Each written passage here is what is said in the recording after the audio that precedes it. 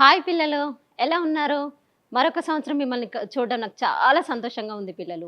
ఈ 2025లో మనం కొత్త థీమ్‌తో మీ ముందుకొచ్చాం పిల్లలు. మన థీమ్ నేమ్ ఏంటో మీకు తెలుసు గదా పిల్లలు. నేను నా సృష్టికర్త. సృష్టికర్త అంటే ఎవరో తెలుసా పిల్లలు? మనం చాలా సార్లు మీరందరూ జూనియర్స్ గాబట్టి మీకు మళ్ళీ చెప్తున్నాను పిల్లలు. మనము బల్బును కనిపెట్టింది థామస్ ఎడిసన్ అని, టెలిఫోన్ కనిపెట్టింది గ్రహం బెల్ అని చాలా సార్లు నేర్చుకున్నాం గదా! అయితే వాళ్ళు కనిపెట్టారు అంటే పిల్లలు ఉన్న సృష్టిలో కొత్త విషయాన్ని కనిపెట్టారు. కానీ సృష్టికర్త, క్రియేటర్ అంటే ఏమీ లేని శూన్యంలో సమస్తాన్ని సృష్టించినవాడు సృష్టికర్త పిల్లలు.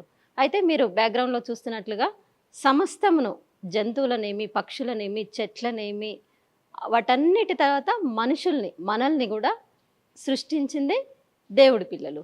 ఆ సృష్టికర్త విషయమై ఈరోజు నేను మీ ముందుకు ఒక లెసన్ రూపంలో వస్తున్నాను పిల్లలు. మరి సృష్టికర్త మనల్ని సృష్టించినప్పుడు, మనం సృష్టికర్త దగ్గరే ఉండాలి గదా! మరి మన లెసన్ నేమ్ జూస్తున్నారా? ఎంపిక. మళ్ళీ ఎంపిక జేసుకోవడం ఏంటి? అని మీకొక డౌట్ రావచ్చు పిల్లలు. చూడండి, మనం స్టార్టింగ్‌లో దేవుడి దగ్గరే ఉన్నాం పిల్లలు. అయితే మన అవ్వ, ఆదాం జేసిన చిన్న తప్పు వల్ల మనం దేవుని నుంచి దూరం అయిపోయినాం. అయితే మన దేవుడు ఎంత ప్రేమమయుడు, ఎంత ప్రేమ స్వరూపి, కరుణామయుడు మీకు తెలుసు గదా! ఆయన సృష్టించిన పిల్లలు ఆయనకు దూరంగా వెళ్ళి నశించిపోవడం దేవుడికి ఇష్టం లేదు పిల్లలు. అందుకని దేవుడు ఒక జనాంగాన్ని ఎంపిక చేసుకొని, ఆ జనాంగం ద్వారా ఆయన చేయాలనుకున్న అద్భుత కార్యాలు, ఆశ్చర్య కార్యాలు రుజువుపరచడానికి ఒక జనాంగాన్ని ఎన్నుకున్నాడు పిల్లలు. అయితే ఇదొక్కటే మెయిన్ కారణం గాదు పిల్లలు. ఇంకొక ముఖ్య ఉద్దేశ్యం ఏంటంటే, దేవుడు ఒక జనాంగాన్ని ఎన్నుకోవడం వెనకాల, ఆ జనాంగం నుండే తన ప్రియ కుమారుణ్ణి మనం చేసిన పాపాల నిమిత్తమై పాప క్షమాపణ కొరకు బలి ఇవ్వడానికి ఈ జనాంగాన్ని ఎన్నుకున్నాడు పిల్లలు. అయితే ఇక్కడ ఈ లెసన్‌లో నేను మీకు 4 పాయింట్స్ ద్వారా మీకు నేను లెసన్ ఎక్స్‌ప్లెయిన్ చేయాలనుకుంటున్నాను పిల్లలు. మొట్టమొదటిది ఏంటంటే, దేవుడు ఒక జనాంగాన్ని ఎందుకు ఎన్నుకుంటాడు? చెప్పాను గదా పిల్లలు, ఇప్పుడే మనం నేర్చుకున్నాము. దేవుడు ఆయన చేయాలనుకున్న కార్యాలని ఆ జనాంగం ద్వారా రుజువుపరుచుకోవాలనుకున్నాడు. అయితే మనకు ఇప్పుడు మీకు తెలుసు పిల్లలు, మనం భారతదేశంలో ఉన్నాము. అయితే భారతదేశం అంతటా ఒకే రూలింగ్ ఉంటదా? లేదు గదా పిల్లలు. మనము 28 స్టేట్స్‌గా వాటిని డివైడ్ చేసి చిన్న చిన్న ప్రాంతాలుగా రూలింగ్ జేయడం ద్వారా ఏమైతుందంటే, ఒక్కొక్క స్టేట్‌ని డెవలప్ చేసుకోవడానికి ఈజీ అవుతుంది గదా! అలాగే దేవుడు గూడా ఏమనుకున్నాడంటే, తన కొరకు ఒక జనాంగాన్ని ఏర్పరచుకోవాలనుకున్నాడు. అప్పుడు అబ్రహాముని ఎన్నుకోవడం జరిగింది పిల్లలు దేవుడు. అయితే అబ్రహాము దేవుడు చెప్పిన ప్రతి దానికి ఒబే అవ్వడం జరిగింది. సెకండ్ పాయింట్‌కొచ్చేస్తే పిల్లలు, దేవుడు తను ఎన్నుకున్న దేశం పట్ల ఇచ్చిన వాగ్దానాలు. మనం అబ్రహాం జీవితాన్ని చూస్తే పిల్లలు, అబ్రహాము నేను చూపిస్తున్న ప్రదేశానికి నువ్వు వెళ్ళు. నేను నీకక్కడ నిన్ను ఆశీర్వదిస్తాను. నేను నీకు తోడుగా ఉంటాను. నేను నిన్ను నడిపిస్తాను. నిన్ను అనేకమైన జనములకు తండ్రిగా నియమిస్తాను అని చెప్పి వాగ్దానం చేశాడు పిల్లలు. అయితే ఇక్కడ అబ్రహాము దేవుడు చెప్పిన ప్రతి విషయాన్ని చూడకపోయినా కూడా విశ్వసించాడు పిల్లలు. దేవుడు అబ్రహాంని ఎన్నుకున్నాక ఒకసారి అబ్రహాం దగ్గరకొచ్చి, అబ్రహామా, అబ్రహామా, నువ్వున్న ప్రదేశం నుంచి బయలుదేరి వెళ్ళు. నేను నీకు కానాను అనే ఒక దేశాన్ని నీకు సొంతంగా ఇస్తాను అని చెప్పినప్పుడు అబ్రహాము ఒక్కసారి కూడా ఎలా ప్రభువా నేను ఎలా వెళ్ళాలి? ఏం చేయాలి? ఏమి ఒక్క క్వెషన్ కూడా అడగకుండా దేవుని పైన విశ్వాసం ఉంచి అలా వెళ్తా ఉన్నాడు పిల్లలు. తను వెళ్ళిన ప్రతి చోట బలిపీఠాన్ని కట్టడము, దేవుడిని ఆరాధించడం చేసుకుంటూ వెళ్ళాడు. కొన్ని ఇయర్స్ ప్రయాణం తర్వాత మీరిక్కడ చూస్తున్నారు గదా! చాలా దూరం ప్రయాణిస్తూ ప్రయాణంలో గూడా ప్రభువా నెక్స్ట్ నేను ఎక్కడికెళ్ళాలి అని అడుగుతూ వెళ్తా ఉన్నాడు పిల్లలు. అలా వెళ్ళాక కానాను అనే ఒక ప్రదేశానికి వెళ్ళాడు. ఇప్పుడు మనం థర్డ్ పాయింట్‌కొచ్చేస్తే, కానాను పట్ల దేవుడి చిత్తము. కానాను అనేది మన దేవుడు ఎన్నుకున్న జనాంగం అబ్రహాము ఫ్యామిలీ ఒక్కటే కాదు పిల్లలు. అక్కడ అన్యులు గూడా ఉండడం జరిగింది. ఆ అన్యులు ఎలాంటి వాళ్ళంటే అస్సలు వాళ్ళకు సృష్టికర్త అంటే ఎవరో తెలీదు. వాళ్ళు ఇష్టానుసారంగా జీవించేవాళ్ళు. పెద్దల మాట వినేవాళ్ళు గాదు అక్కడ పిల్లలు. పెద్దవాళ్ళు గూడా సృష్టికర్త ఎవరో తెలుసుకోకుండా, ఎవరన్నా చెప్పినా గూడా వినకుండా, కనపడిన ప్రతిదాన్ని దేవతలాగా పూజించేవాళ్ళు పిల్లలు. మీరు చెప్పు, సృష్టిలో ఉన్నవన్నీ మనల్ని సృష్టించినవి అవుతాయా? ఆలోచించండి ఒకసారి. సృష్టికర్త అనేవాడు సృష్టిలో ఉండదు గదా! సెపరేట్‌గా ఉంటాడు గదా! కానీ ఎవరు చెప్పినా వాళ్ళు వినకుండా ఆహ్, ఇంకొక ఘోరమైన విషయం ఏంటంటే పిల్లలు, చిన్న చిన్న పిల్లల్ని ఉన్న చెట్లు, పుట్టల దగ్గర బలిచ్చేవాళ్ళు పిల్లలు. ఎంత ఘోరమైన విషయం గదా! దేవుడు చాలా సార్లు చెప్తూనే వస్తున్నాడు. మీరు చేస్తుంది తప్పు, మీరు చేస్తుంది తప్పు అని. అయినా గూడా ఒక్కసారి గూడా దేవుడి మాట వినకుండా అలాగే ఉండేవాళ్ళు. అయితే దేవుడు అబ్రహాంకి ఒక మాట చెప్పాడు పిల్లలు. అబ్రహామా, నేను చెప్పినట్లుగా నువ్వు నడుచుకో. వాళ్ళ వైపు చూడకు. వాళ్ళు చేసినట్లుగా నువ్వు చెయ్యకు. నాకు ఒబే అయితే నేను నిన్ను బ్లెస్ చేస్తాను. కానీ వాళ్ళు చేస్తున్నట్లుగా నువ్వు గూడా చేస్తే నేను ఎంత ప్రేమమయుడినో అంతే న్యాయవంతుడను గదా! మీకు పనిష్మెంట్ ఉంటుంది. వాళ్ళలాగా చేయకండి అని చెప్పాడు పిల్లలు. అబ్రహాము దేవుడు చెప్పిన ప్రతి మాటని ఆలకించి ముందుకు వెళ్తా ఉన్నాడు పిల్లలు. అయితే మనం అనుకున్నాం గదా! అబ్రహాముని దేవుడు ఎన్నుకున్నాడని. అయితే అప్పుడు ఒక మాట చెప్పుంటాడు పిల్లలు. నువ్వు ఎక్కువ జనాంగంగా ఆశీర్వదిస్తాను అని. అయితే అప్పుడు అబ్రహాం ఒకసారి ప్రార్థిస్తా ఉంటాడు. దేవా, ఇప్పటికే నా వయసు 100 ఇయర్స్. నాకు ఇంకా పిల్లలు లేరు. నువ్వేమో గొప్ప జనాంగానికి నన్ను తండ్రిగా చేస్తా అన్నావు. ఇంకా నాకు శక్తి లేదు గదా దేవుడా! అన్నప్పుడు అబ్రహాము దేవుడు సారీ అంటూ గూడా నువ్విస్తావు ప్రభువా! నీ పైన నాకు నమ్మకం ఉంది అని ముందుకు వెళ్ళాడు. అప్పుడు ఆ దేవుడు ఎంత సంతోషించాడో తెలుసా పిల్లలు? అబ్రహాము నా యందు ఎంత విశ్వాసం ఉంచుతున్నాడు అని, అది అతనికి నీతిగా ఎంచబడెను అని వాక్యం చెప్తా ఉంది పిల్లలు. అబ్రహాము ముందు జరగబోయేది ఏది చూడకున్నా గూడా తన యందు విశ్వాసం ఉంచిన వ్యక్తిని నీతిమంతుడిగా ప్రకటించాడు. ఎంత గొప్ప విషయం గదా పిల్లలు! మనం గూడా చాలా సార్లు మన జీవితంలో ఏం జరుగుతుందో మనకు అర్థం గాదు. కానీ దేవుడు బైబిల్ ద్వారా ఒక మాట చెప్తా ఉంటాడు. ఓహో! వాళ్ళకిచ్చినట్లే దేవుడు నాకు వాగ్దానం ఇస్తున్నాడు గదా! అని ఆ వాగ్దానాన్ని గట్టిగా ఎలా అయితే అబ్రహాం పట్టుకున్నాడో మనం గూడా ముందుకు వెళ్తే మన జీవితంలో గూడా ఎంత కాలానికైనా సరే ఆ వాగ్దానాలు నెరవేరే అవకాశం ఉంది పిల్లలు.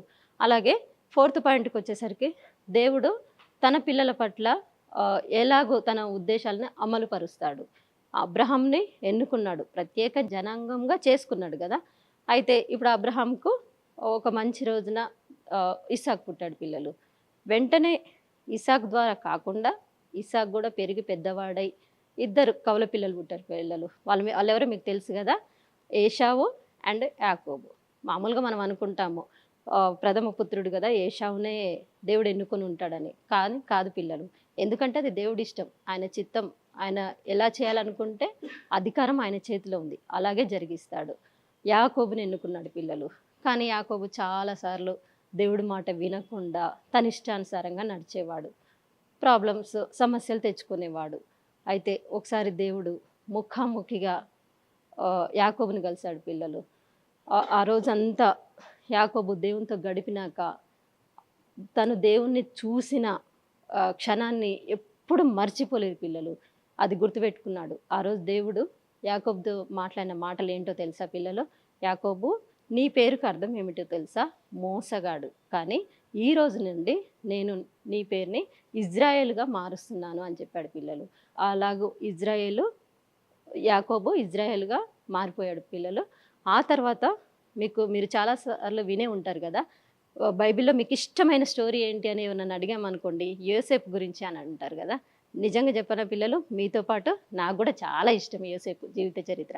అయితే ఆ యోసేపు ఎవరో కాదు పిల్లలు, ఈ యాకోబుకున్న 12 మంది సంతానంలో 11వ వాడు యోసేపు పిల్లలు. అయితే దేవుడు నడిపించిన కానాను దేశంలో కరువు వస్తుందని దేవుడు ముందుగానే గ్రహించి యోసేపును కొన్ని కష్టాల గుండా ఐగుప్తుకు చేర్చాడు పిల్లలు. అయితే యోసేపు అక్కడ ఐగుప్తులో ఉన్నప్పుడు ఇక్కడ కరువు వచ్చింది పిల్లలు. ఎక్కడ? యాకోబు వాళ్ళున్న దేశంలో.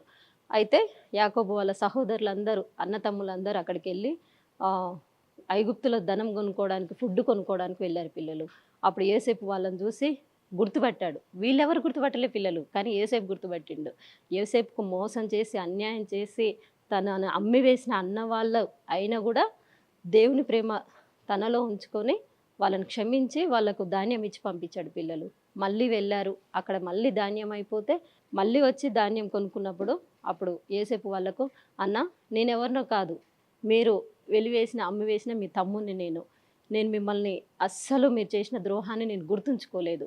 మీరు నా అన్న తమ్ముళ్ళు అని చెప్పి వాళ్ళని కౌగిలించుకొని, వాళ్ళని ఓదార్చి, నాన్నని కూడా తీసుకురండి అని చెప్పినప్పుడు వాళ్ళు చాలా సంతోషించారు పిల్లలు. సంతోషించి మళ్ళీ వెళ్ళి యాకోబు తోటి ఈ విషయమంతా చెప్పారు. యాకోబు ఎంత సంతోషించిండంటే, నిజం చెప్పాలంటే యాకోబు అప్పటికి చాలా ముసలివాడయ్యాడు పిల్లలు. అసలు నడవలేని పరిస్థితిలో ఉన్నాడు. అయినా కూడా దేవుని కృపను బట్టి మళ్ళీ ఐగుప్తు రాజ్యానికి చేరుకోవడం జరిగింది పిల్లలు. చూసారా, దేవుడు ఒక దేశాన్ని ఎంపిక చేసుకొని ఆ దేశానికి ఇచ్చిన వాగ్దానాలని ఎలా అమలుపరిచిండో, వాళ్ళని ఎలా కాపాడుతూ వచ్చిండో మనం నేర్చుకున్నాం కదా పిల్లలు. అయితే ఈరోజు మీరు ఒక విషయం గుర్తుపెట్టుకోండి పిల్లలు, మనల్ని కూడా, నిన్ను నన్ను మీ అందరినీ దేవుడు ఎన్నుకొని బైబిల్లో ఉన్న వాగ్దానాలని మనకిస్తున్నాడు పిల్లలు. మనం వాటన్నిటిని బట్టి ప్రార్థించి దేవునిలో ఇంకా ఎక్కువగా ఎదగాలని నా ప్రార్థన పిల్లలు. థ్యాంక్ యూ పిల్లలు. ఈరోజు మంచి లెసన్ నేర్చుకున్నారని నేను అనుకుంటున్నాను. ఇంకా 3 days ఇంకా చాలా విషయాలు మనం నేర్చుకుందాము. అయితే పిల్లలు ఒక్కసారి మోకాళ్ళ నుంచి ప్రార్థిద్దామా, ఇంత మంచి అవకాశం ఇచ్చిన దేవుణ్ణి. గొప్ప దేవా, యేసయ్య నీకు వందనాలు ప్రభువా. మరి మేము పాపం చేసి నీకు దూరంగా పారిపోయినా కూడా ప్రభువా, మీరు మా పట్ల గొప్ప కృప నుంచి ఎన్నుకొని మా పట్ల చేస్తున్న గొప్ప కార్యాలను బట్టి నీకు వందనాలు చెల్లిస్తూ, మరి ఇక్కడున్న ప్రతి ఒక్క బిడ్డని మీరు జ్ఞాపకం చేసుకోండి. వారిని ప్రభువా మీరు దర్శించండి ప్రభువా. వారు చేస్తున్న ఏవైనా చిన్న తప్పులు ఉంటే ప్రభువా వారిని క్షమించి మళ్ళీ నీ కరుణాహస్తాలతో వాళ్ళని మీ దగ్గరికి చేర్చుకోమని ప్రభు అయిన యేసుక్రీస్తు నామంలో అడిగి వేడుకుంటున్నాను తండ్రి. ఆమెన్. బాయ్ పిల్లలు.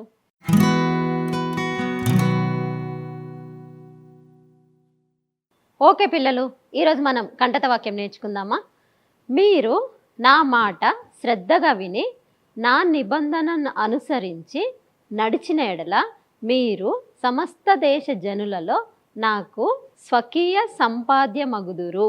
నిర్గమకాండము 19:5.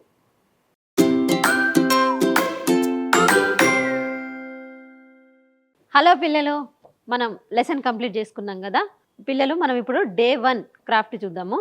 మీకు అన్నవాళ్ళు అక్క వాళ్ళు మీకు ఇలాంటి ఒక థిక్ గ్రీన్ షీట్ ఒకటి నాన్న, థిక్ ఆరెంజ్ కలర్ షీట్ ఇస్తారు. వాటిని మీరు చాలా జాగ్రత్తగా అబ్జర్వ్ చేయండి. గ్రీన్ షీట్లో క్రియేషన్ బుక్ అని ఉంటుంది నాన్న, ఇది ఫస్ట్లో రావాలి. తర్వాత మనల్ని దేవుడు ఎన్ని రోజుల్లో క్రియేట్ చేసిండు నాన్న? 7 days కదా.